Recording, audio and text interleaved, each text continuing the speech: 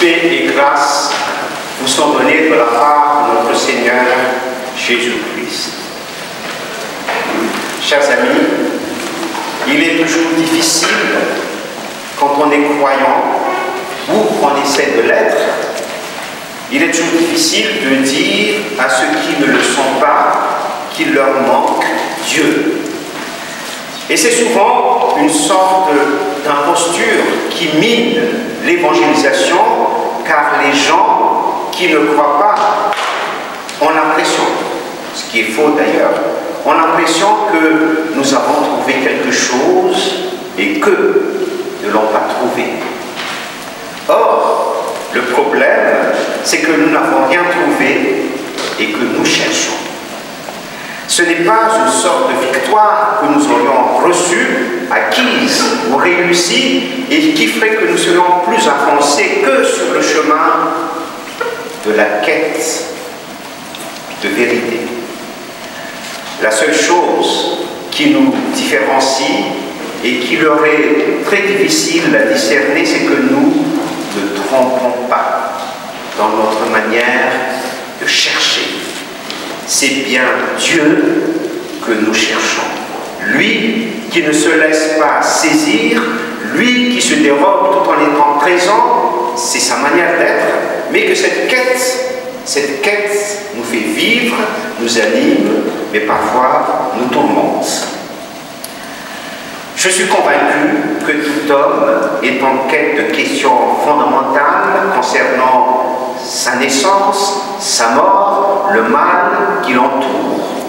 Le monde et ses informations, le monde et la solidarité que nous éprouvons les uns pour les autres nous obligent à nous poser la question fondamentale qui touche à l'origine de la vie et à la fin de la vie. Les hommes ne peuvent pas faire autrement que d'inventer des solutions provisoires de substitution. Mais ils se trompent parfois de cible. Ils se trompent de figure libératrice. Ils se trompent de figure divine.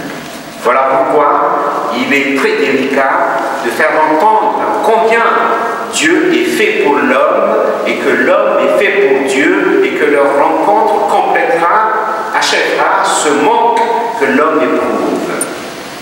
Mais nous, croyants, nous confessons que c'est bien Dieu que nous cherchons, et s'il y en a une qui a éprouvé fondamentalement dans son corps et dans son âme ce manque de Dieu, cette quête de Dieu, c'est Marie de Magdala.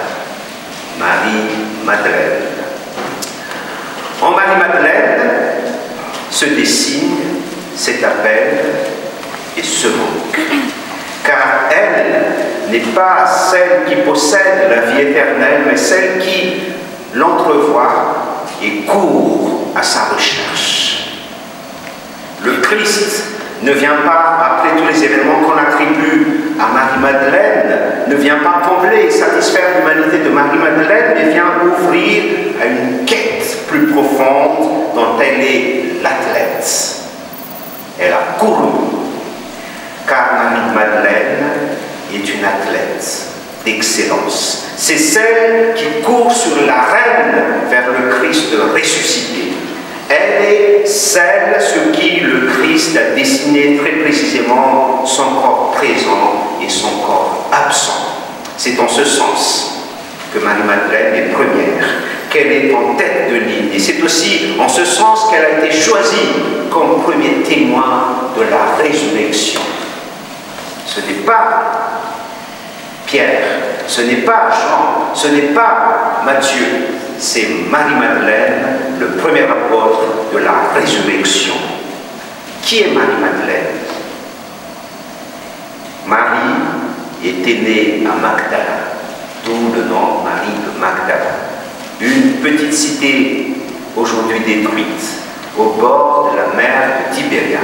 Elle était née dans le paysage qui a vu les appels et les premiers pas des disciples de Jésus, la marche de Pierre sur les eaux, la tempête apaisée, la multiplication des pains, la confession de Pierre. sur ces rivages qui verront un jour apparaître le Seigneur ressuscité et la pêche miraculeuse. Mais elle était restée peu de temps dans ce village et très vite elle avait gagné Jérusalem.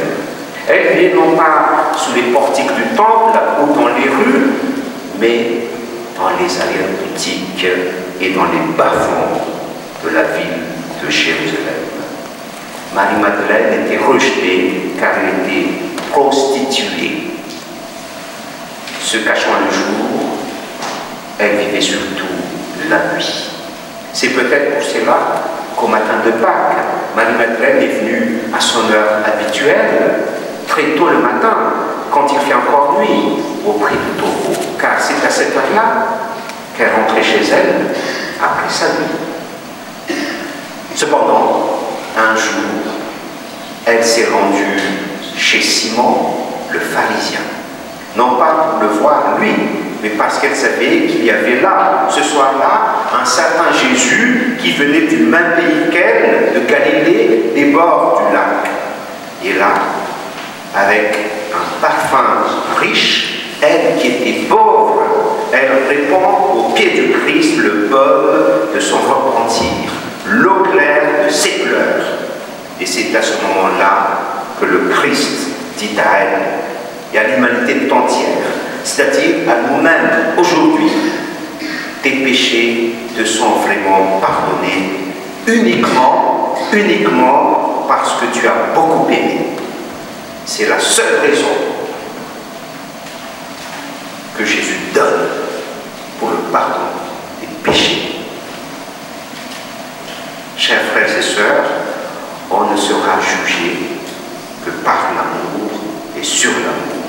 À chacun de nous, la question qui se pose, c'est « As-tu aimé » Pierre, m'aimes-tu? C'est la question que j'ai lui poser après sa résurrection. Marie de Magdala, désormais suivra le Christ, allant et venant à Jérusalem, l'accompagnant en Samarie, en Galilée. Elle sera là, au pied de la croix, avec quelques autres femmes. Elle ne dormira pas de 3 jours et de 3 nuits. Et le matin, elle court de bonheur au tombeau. Et là encore, elle pleure. C'est à ce moment-là qu'elle entend, pour la première fois peut-être de sa vie, son nom qui veut dire « toi qui vois ». Marie veut dire « toi qui vois ». Le Seigneur ressuscité est apparu d'abord à la prostituée repentie.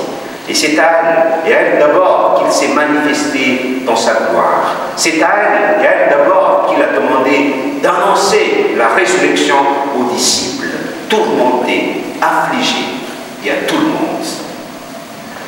C'est à une femme, de plus, une ancienne prostituée, que Jésus est d'abord apparu.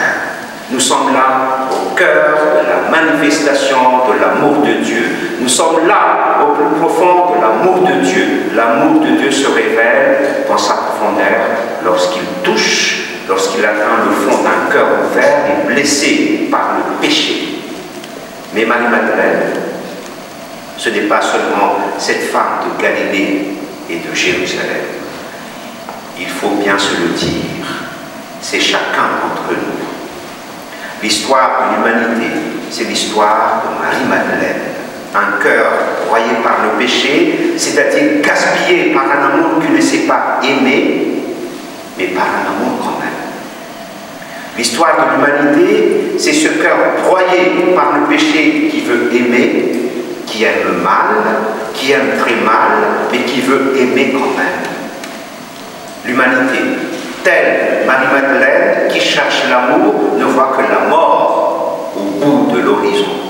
L'humanité, telle Marie-Madeleine, a les yeux tournés vers le tombeau, vers la mort. Elle n'est pas dans le tombeau, mais elle a les yeux tournés vers la mort.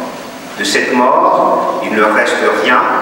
C'est une place vide, dessinée par les 2 anges qui se tiennent l'un à la tête, l'autre au pied où était posé le corps de Jésus. Et là, je cite l'évangile de Jean, pas l'évangile de Marc. La mort est vide. Et l'humanité, telle Marie-Madeleine, voit d'abord que cette mort est vidée de l'intérieur, comme qu'au bord de cette mort se tiennent des anges.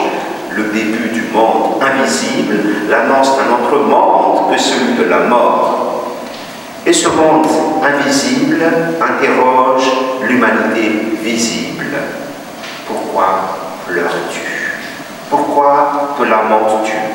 Pourquoi tu es affligé? Il interroge notre cœur, notre âme, tout tourné vers le tragique et les blessures que notre vie, que la vie nous a infligées ou nous afflige. Et cette interrogation est pleine d'une forte intention, non pas pour nous détourner du mal, de la blessure, mais pour nous inviter à pressentir une autre présence qui n'est pas de notre côté, qui est de notre côté, juste derrière. Marie-Madeleine se retourne et voit Jésus. Il faut se retourner pour voir le Christ. Et c'est ça le sens de la conversion. La vie n'est pas du côté de la mort. Le mouvement de la résurrection qui a pris feu dans la nuit pascale a commencé sans témoin. Et ce salut qui a commencé dans le cœur de Dieu a commencé même avant la création du monde. C'est un mouvement qui renverse, qui transforme, qui modifie. Il a commencé sans qu'aucun cœur humain ne le pressente. Nous ne pouvons saisir la délivrance, le salut que dans son trajet, dans son parcours. De même que le soleil levant, image du Christ, nous n'en saisissons qu'au moment de son parcours. Le mouvement de la résurrection qui a commencé dans la nuit pascale, dans la nuit du monde, et qui parcourt et traverse le monde, a commencé avant nous, avant qu'un œil ne puisse le voir et qu'aucun cœur humain ne puisse le sentir. Alors, qu'est-ce qui a ouvert les yeux de Marie-Madeleine pour qu'elle voie le ressuscité? L'Évangile nous le dit.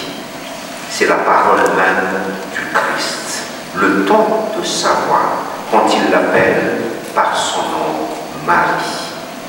Ainsi, la voix du Christ est si profondément entrée dans le cœur de Marie-Madeleine qu'elle lui a permis que ses yeux s'ouvrent et que celui qu'elle croyait être le jardinier, donc qui avait une apparence banale, quelconque, pas spécialement familière, que celui-là tout à coup lui apparaisse comme celui qu'il est vraiment, son bien-aimé, le Christ ressuscité.